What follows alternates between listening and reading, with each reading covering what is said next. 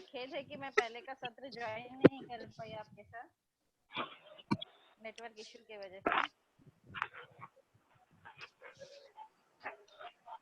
सभी छात्रों का, प्रतिभागियों का इस सत्र में दोबारा से स्वागत है। संयोजक मोदी जी का भी बहुत बहुत धन्यवाद इस सत्र में मुझे अवकाश देने के लिए।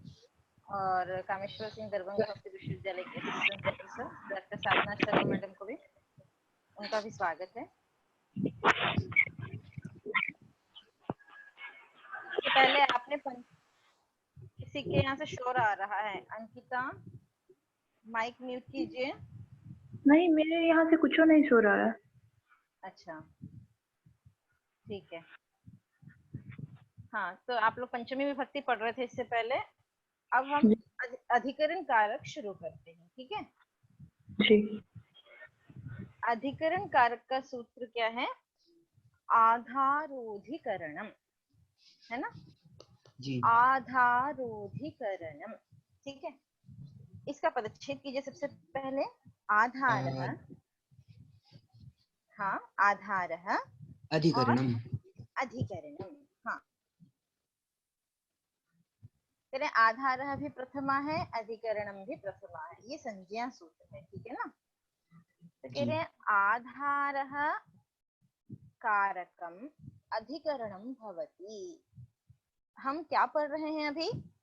कारक प्रकरण पढ़ रहे हैं, ठीक है। कारक प्रकरण में यह सूत्र है आधारोधिकरणम। तो कारक के इस सूत्र का आधारोधिकरणम, इस सूत्र में अधिकार आ रहा है, ठीक है। कारक के यह एक सूत्र है, इसका आधारोधिकरणम इस सूत्र में क्या होता है? अधिकार चलता है। तो अर्थ क्या होगा इस प्रकार कि आधारः कारकम अधिकरणम भवति, यह स्यात्, ठीक है। आधारः कारकम अधिकरणम स्यात्, ऐसा अर्थ आएगा। मतलब क्या हुआ कि आधार जो कारक, उसकी अधिकरण संज्ञा होती है। स्पष्ट है इतना? स्पष्टम। हाँ, तो उसके बाद कहते हैं, देखो मतलब नॉर्मल है। फिर प्रश्न होगा, यदि आधार है तो आधेय भी कुछ न कुछ होना जरूरी है, ठीक है। आधेय और आधार दो चीजें होती हैं। पुस्तक रखी है ऐसा बोलने पर कहाँ रखी है, तुरंत आधेय का, आधार का प्रश्न होता है, ठीक है। पुस्तक रखी है तो कहाँ रखी है, ये तुरंत प्रश्न होता है, ठीक है। तो पुस्तक मेज पर रखी है, या पुस्तक जमीन पर रखी है, या पुस्तक पर्यंक पर रखी है, ठीक है। तो पुस्तक क्या हुई? आधेय हुई। और जो मेज है, टेबल है, वो आधार हुई, ठीक है। तो इस प्रकार आधार और आधेय दो चीजें होती हैं। समझ में आया? जी। समझ में आ रहा है? तो आधार और आधेय दो चीजें होती हैं। तो यहाँ सूत्र में क्या कह रहे हैं कि आधार जो कारक, उसकी अधिकरण संज्ञा होती है। तो तुरंत यह प्रश्न आएगा कि किसका आधार, है ना। पुस्तक का आधार चाहिए या जल का आधार चाहिए? जल कहाँ रखा है तो जल का आधार चाहिए, या मनुष्य का आधार चाहिए? किसका आधार देखना है, किसका आधार हो, प्रश्न होगा कि नहीं। जब संबंधवाची शब्द है ना, आधार और आधेय, एक को उच्चारण करने से दूसरे की अपेक्षा होती है हमेशा, ठीक है। अवयव कहेंगे जैसे हाथ, तो हमेशा अपेक्षा रहेगी कि किसका हाथ।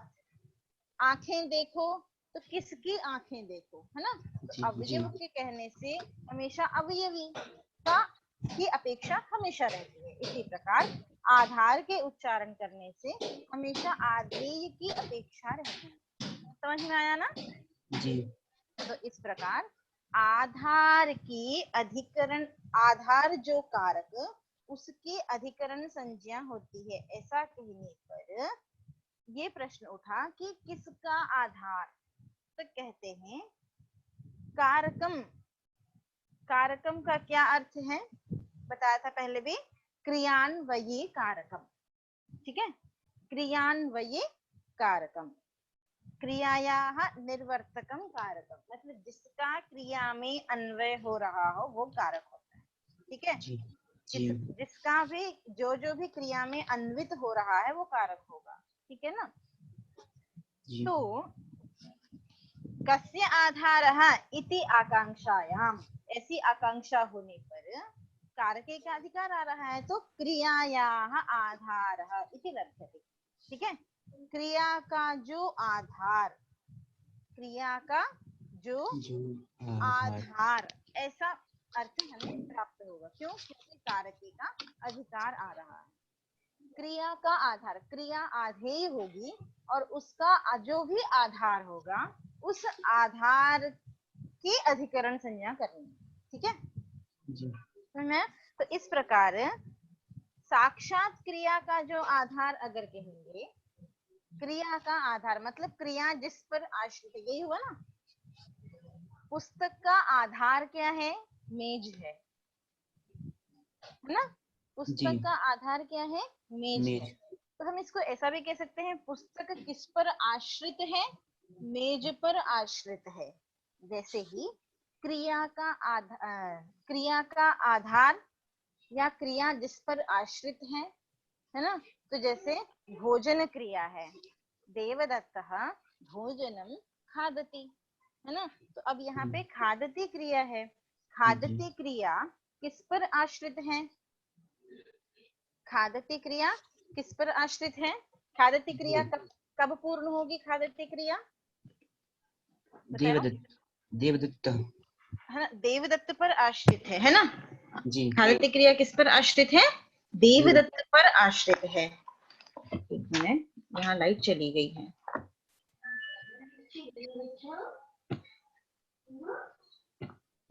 हाँ हाँ, चलो तो ठीक है, कोई नहीं, कंटिन्यू करो। खादति क्रिया किस पर आश्रित है? देवदत्त पर आश्रित है ना। और खादति क्रिया और किस पर आश्रित है? पूर्ण नहीं हो सकती है, भोजन के बिना। ओदनम, ओदन पर भी आश्रित है ना, है कि नहीं। जी जब तक ओदन क्रिया मतलब जब तक ओदन का भक्षण नहीं होगा तब तक खादति क्रिया पूर्ण नहीं हो सकती है क्या? नहीं। नहीं हो सकती है।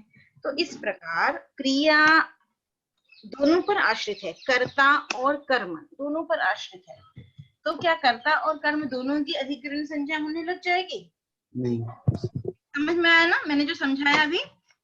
कर्ता और कर्म, सूत्र का अर्थ क्या कह रहा था कि क्रियायाः आधारः अधिकरणम स्यात्, ऐसा कह रहा था ना। क्रिया का जो आधार उसकी अधिकरण संज्ञा हो जाए।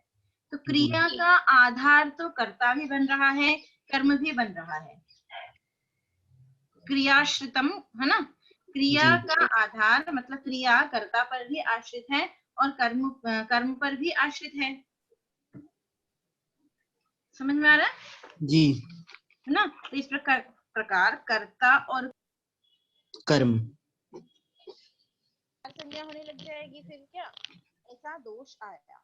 ठीक है, तो कह रहे हैं कि नहीं, ऐसा नहीं होगा। कर्ता और कर्म की अधिकरण संज्ञा नहीं होगी, बल्कि क्या होगा कि क्रिया कर्तृगता क्रिया, कर्मगता क्रिया, ऐसा ऐसी विवक्षा है यहाँ पे। कैसी विवक्षा है? कर्तृगता क्रिया, कर्मगता क्रिया। मतलब कर्तृ कर्म द्वारा तन्निष्ठ क्रिया, कर्ता और कर्म के द्वारा तन्निष्ठ क्रियायाः यह आधारः तत् अधिकरणं स्यात्। समझ में आया कि कर्तृ द्वारा,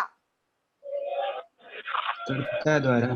हाँ, कर्तृ मतलब कर्ता, कर्तृगता क्रिया, कर्मगता क्रिया विवक्षिता, मतलब कर्ता और कर्म के द्वारा जो क्रिया की जा रही है, कर्ता और कर्म के द्वारा जो क्रिया की जा रही है, कर्ता द्वारा या फिर कर्म के द्वारा जो क्रिया की जा रही है, उस क्रिया का जो आधार बन रहा है, ठीक है। साक्षात क्रिया का आधार नहीं लेना है। साक्षात क्रिया का आधार लेने से कर्ता की भी और कर्म दोनों की अधिकरण संज्ञा पा रही थी, दोष आ रहा था। लेकिन बल्कि क्या लेना है कि कर्तृगता क्रिया और कर्मगता क्रिया, ऐसा लेंगे, ठीक है। जी कर्तृगता क्रिया और कर्मगता क्रिया ऐसा लेंगे, ऐसा इसका लेंगे। हिंदी में अर्थ क्या होगा मैम? हाँ, कर्ता के द्वारा जो क्रिया, मतलब जी। जो क्रिया कर्ता में स्थित है, ठीक है, कर्ता के द्वारा जो क्रिया की जा रही है उस क्रिया का जो आधार, समझ में आया? जी। क्रिया के आश्रय कर्ता, मतलब क्रिया का जो आश्रय कर्ता बन रहा है ना, और क्रिया का आश्रय यदि कर्म बन रहा है, उदाहरण में और भी स्पष्ट हो जाएगा। क्रिया का आश्रय यदि कर्ता बन रहा है, क्रिया का आश्रय यदि कर्म बन रहा है, तो उसका जो आधार, उस कर्म का जो आधार या फिर उस कर्ता का जो आधार, उसकी अधिकरण संज्ञा होती है, ठीक है। तो जैसे एक छोटा सा उदाहरण बताती हूँ, दे रहे सिद्धांत मुझे उदाहरण क्या दिया इन्होंने, कटे, क्या उदाहरण दिया, कटे आस्ते। तो यहाँ जो आस्ते यह क्रिया है, यह आस्ते जो क्रिया है उस क्रिया का आधार क्या है वस्तुतः, देवदत्त कटे आस्ते, ऐसा जब हमने कहा तो आस्ते यह क्रिया किस पर आश्रित है, कर्ता पर आश्रित है जी, देवदत्त। आप डायरेक्ट आधार मत देखिए, आप डायरेक्ट आधार देखेंगे, अभी तो आपको यहाँ पता है कि कट उसका आधार है, तो इसलिए आप साक्षात बोल दे रहे हैं कि कट आधार है, लेकिन सूत्र के अर्थ को हम घटाएंगे, कर्तृ कर्म द्वारा निष्ठ क्रियायाः यह आधारः सः अधिकरण संज्ञः स्यात्। इस सूत्र के अर्थ को हम उदाहरण में घटाएंगे, ठीक है। कर्तृ कर्म द्वारा तन्निष्ठ क्रियायाः यह आधार, तो कह रहे हैं कि कटे आस्ते, तो देवदत्तः कटे आस्ते से बोलिए ना पुनः।